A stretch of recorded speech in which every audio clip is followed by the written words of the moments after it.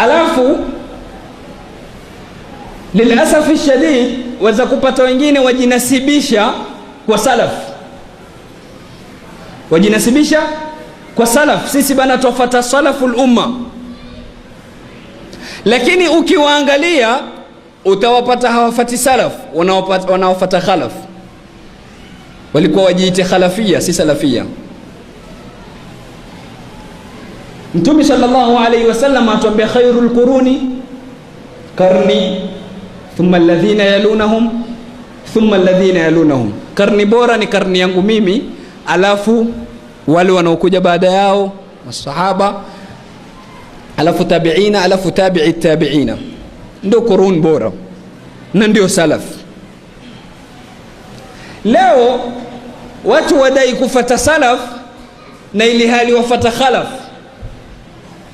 Ukimuuliza, ukimsikiza utapata asema Sheikh fulani, Sheikh Albani anasema kitu fulani, Ibn Uthaymeen anasema kitu fulani. Ukimtaja Imam Shafi radhiyallahu anhu atakwambia Imam Shafi si maasum, aweza kupata aweza kukosa. Sasa salaf ni Imam Shafi ama ni Ibn Uthaymeen? Salaf ni Imam Malik ama ni Ibn Uthaymeen ama ni Albani? Sasa ikiwa Imam Shafi si maasum, kwani Sheikh Albani na Ibn Uthaymeen ndio maasumin? Ikiwa wale si maasum na hawa pia si maasum, masala ni yale yale. Sasa ikiwa nyinyi mwafuata salaf, sawa ni kuwafuata wale waliokuwa wakati ule, jinasibisheni kwa Imam Shafi.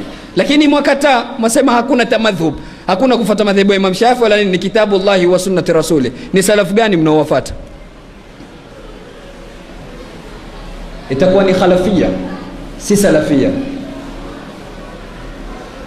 Na lengo la fitna hii, lengo kubwa ni kupingwa Mtume sallallahu alayhi wasallam. Lengo kubwa ni kutezwa Mtume sallallahu alayhi wasallam. Lengo kubwa ni kupokonywa daraja bwana Mtume sallallahu alayhi wasallam na kubandikwa kila sifa ya naqs.